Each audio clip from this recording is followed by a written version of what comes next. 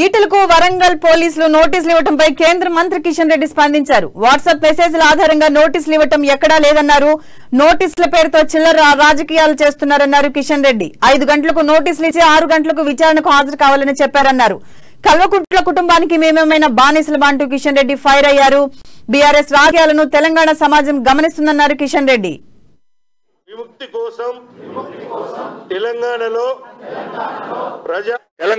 వరంగల్లోనో ఈ ప్రశాంత్ పంపించినటువంటి న్యూస్ ఒకటే కాదు, అంతటా ఉంది. ప్రపంచంలో ఈ రకంగా జర్నలిస్టులకు నోటీసులు పంపిస్తామని బెదిరించడము, మెసేజ్ పంపిన తర్వాత మెసేజ్ చూసుకున్నారా లేదా, ఆ మెసేజ్ ని ఉపయోగించి ఇంకో అతను 10 మంది పంపాడా, ఆ రకంగా లేకుండా ఈటెల రాజేందర్ గారు నోటీస్, జర్నలిస్టులకు నోటీసులు గత కొన్ని రోజులుగా చూస్తా ఉన్నాం. తెలంగాణలో బీఆర్ఎస్ అనుకూలమైనటువంటి వార్తలు, కల్వకుంట్ల కుటుంబానికి అనుకూలంగా ఉండేటువంటి వార్తలు ఎన్నైనా మీరు వాట్సాప్ మెసేజ్లలో పెట్టొచ్చు, సోషల్ మీడియాలో పెట్టొచ్చు. ఒక ప్రధానమంత్రి అయినటువంటి విచక్షణ లేకుండా అడవులో సింహాలు పోతుంటే నక్కలు మురిగినట్టు ఈరోజు టీఆర్ఎస్ పార్టీ నాయకులు ప్రధానమంత్రి గారిని విమర్శిస్తున్నారు. భాష చాలా దిగజారుడు భాష. ఏ రోజైనా ప్రధానమంత్రి గారు కేసీఆర్ పట్ల అనుచితమైనటువంటి వ్యాఖ్యలు చేశాడా? ఆ రకంగా వ్యాఖ్యలు చేయనప్పుడు ప్రధానమంత్రి గారిని విమర్శించేటువంటి అధికారము కల్వకుంట్ల కుటుంబానికి ఎవరిచ్చారు?